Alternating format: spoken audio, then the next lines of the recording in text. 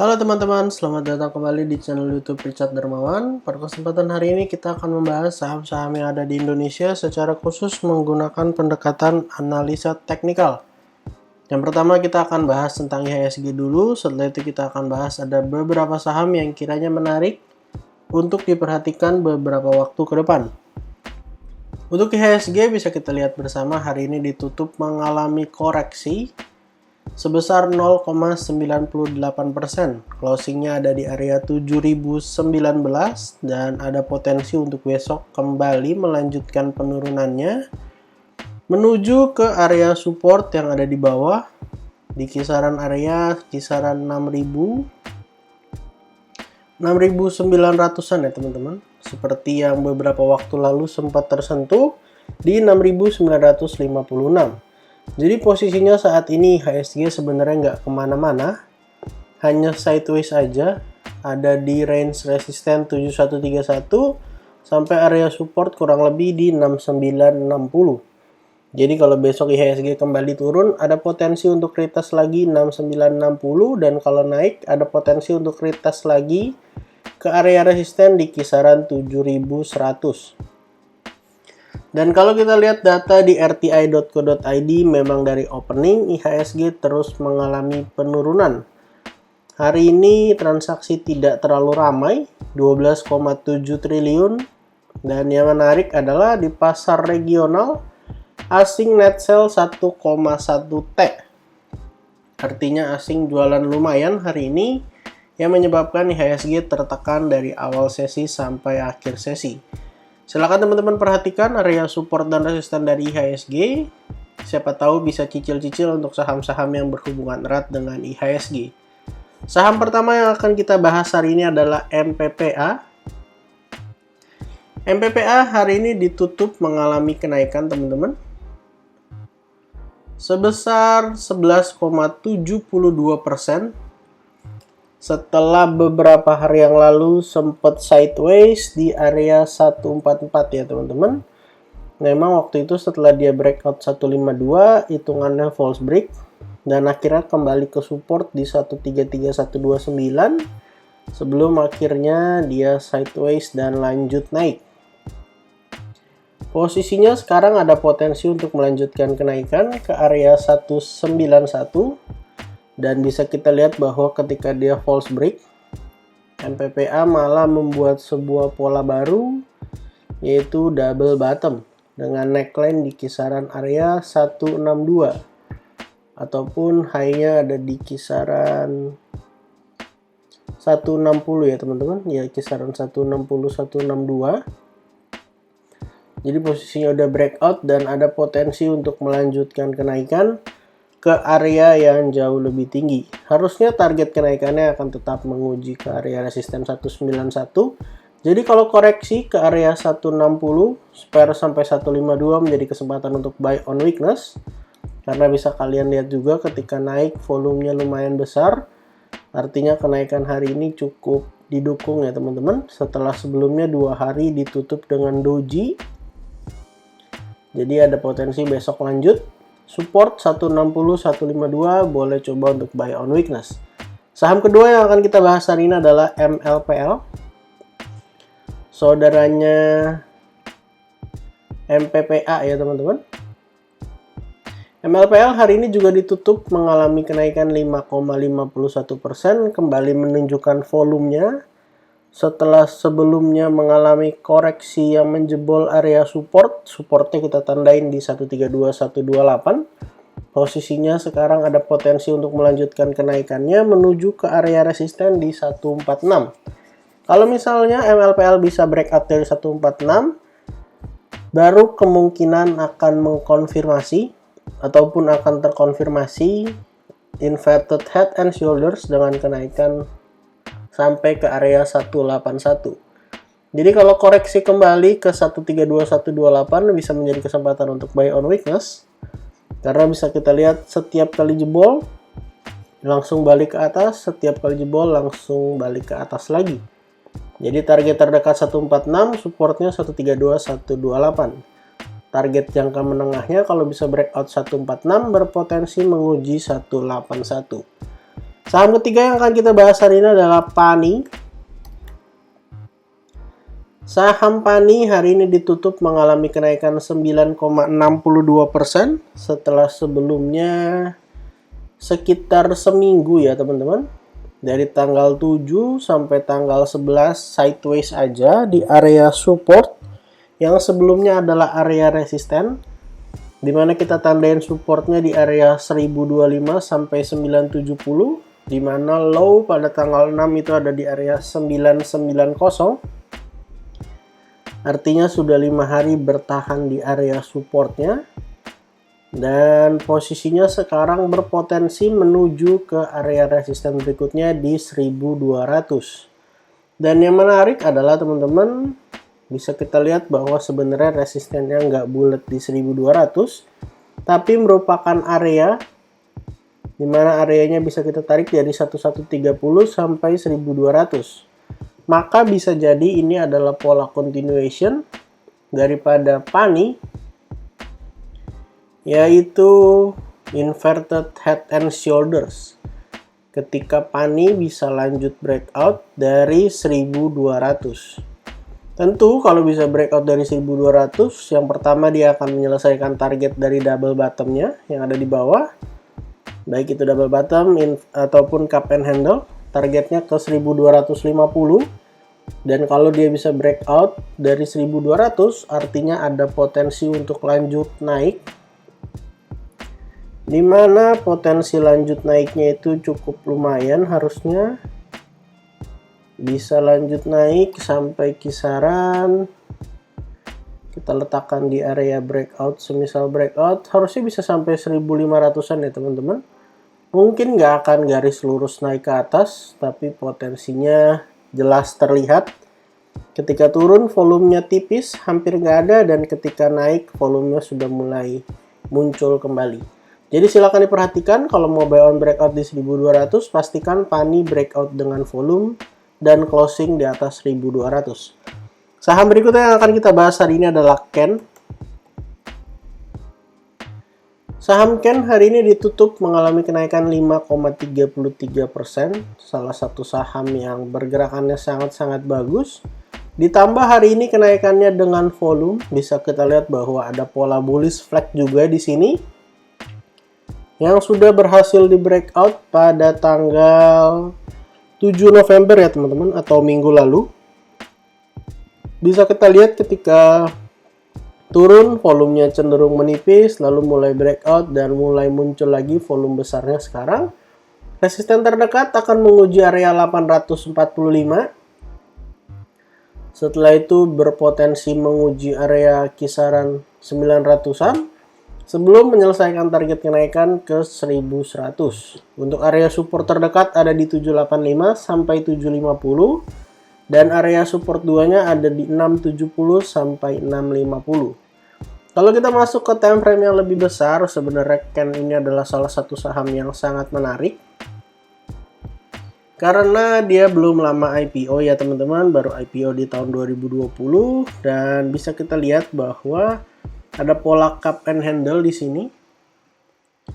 Ini adalah neckline-nya di 685 dan ada cup and handle yang artinya potensi kenaikannya masih cukup tinggi. Sementara ini area all time high-nya ada di 910. Artinya kalau bisa breakout 845, menguji 910, breakout artinya all time high. Artinya the sky is the limit ya teman-teman. Artinya bisa naik sampai ke area berapapun. Jadi silakan teman-teman perhatikan area support yang ada dari saham KEN. Saham berikutnya yang akan kita bahas hari ini adalah IRA. IRA hari ini ditutup menguat ya teman-teman. IRA hari ini menguat signifikan. Bisa kita lihat bersama, IRA menguat bersama dengan volume. Kita akan coba lihat dari time frame yang lebih besar dulu. Dari time frame yang lebih besar memang bisa kita lihat bahwa IRA ini adalah salah satu saham yang downtrend. Jelas dari kiri ke kanan masih terus mengalami penurunan. Tapi hari ini ada spike volume yang menarik. Dan ada sebuah pola yang berhasil dibentuk serta di breakout ya teman-teman. Bisa kita lihat di sini bahwa ada cup and handle dengan area neckline tuh di 1210. Posisinya jelas udah breakoutnya with volume dan kencang sekali kenaikan hari ini. Dimana kalau kita ukur target kenaikan dari IRA ini ada potensi lanjut naik. Kita ukur dari low yang ada di bawah sampai area neckline-nya, lalu kita letakkan di area breakout-nya. Jadi IRA masih ada potensi naik sampai kisaran 1400 ya teman-teman. Kisaran 1400, area-area yang memang bertepatan dengan resisten. Jadi wajar kalau kemudian nanti deket-deket resisten dia akan mengalami koreksi. Untuk support terdekat dari IRA, teman-teman bisa gunakan area support yang ada di sini. Kurang lebih berada di kisaran area 1275. Kita akan tuliskan support terdekatnya ada di 1275. Sampai area kisaran 1250.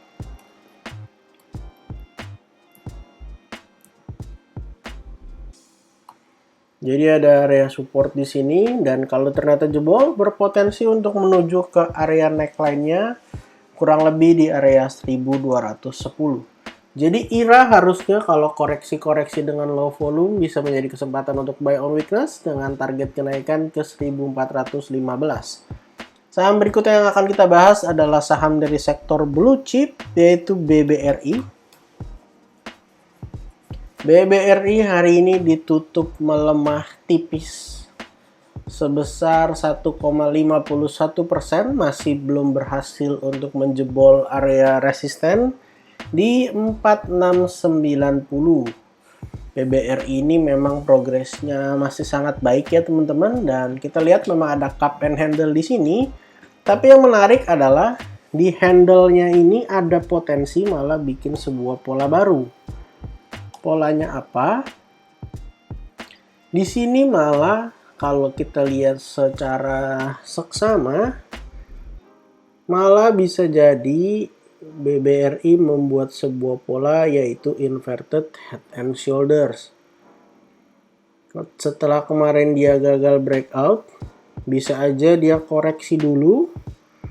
Koreksinya silahkan dipantau sampai area 4470 atau bisa juga spare sampai area 4400. Jadi 4470 sampai 4400 bisa menjadi kesempatan untuk buy on weakness jika kemudian BBRI turun dengan koreksinya sampai ke area tersebut.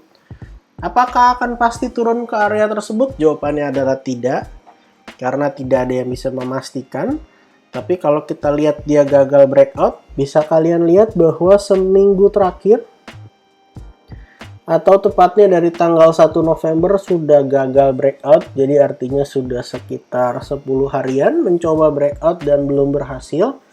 Jadi kalau Bank BRI kemudian turun ke 4400 malah jadi kesempatan untuk buy on weakness, yang artinya berpotensi untuk kedepannya bisa naik jauh lebih tinggi bagi Bank BRI. Kalau kita lihat dari cup and handle-nya sebenarnya targetnya juga jauh ke 5420, yang artinya bisa menutup gap juga dan bisa break juga dari 4980. Jadi silahkan teman-teman perhatikan area support dari Bank BRI 4470 sampai 4400. Kalau turun ke area tersebut adalah area yang cukup menarik untuk beli Bank BRI. Dengan target resisten terdekat 4690, kemudian bisa saja menyelesaikan target ke area kisaran 5000-an. Saham terakhir yang akan kita bahas hari ini adalah Sido.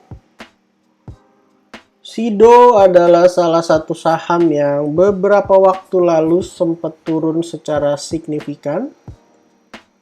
Tapi kemudian penurunannya sudah berhenti dan malah membuat sebuah pola baru ya teman-teman. Kita akan berfokus pada chart yang ada di sebelah sini saja. karena kebetulan polanya sudah terlihat jelas, yaitu inverted head and shoulders.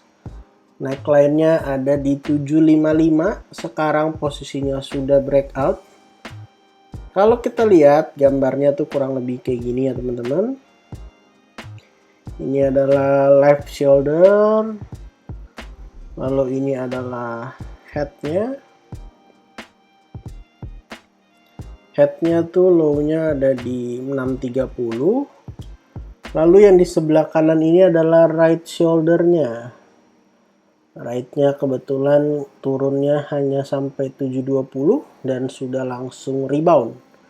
Untuk target kenaikan dari saham SIDO, kita ukur dari 630 sampai kisaran area 760 atau 755.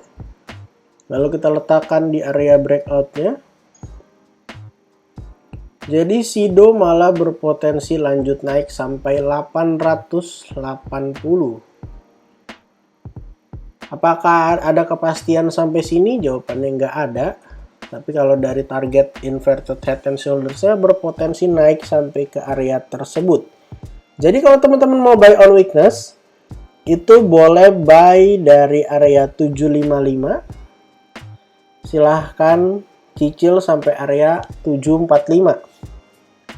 Jadi 755-745 menjadi area neckline untuk kesempatan buy on weakness dengan target ke 880. Kalau ternyata 745-nya gagal breakout atau gagal menahan daripada penurunan saham SIDO ketika koreksi, silakan teman-teman pantau lagi area support yang ada di bawahnya di kisaran 730, boleh spare sampai 720. Jadi silahkan dipantau 755, 745, dan 730 sampai 720.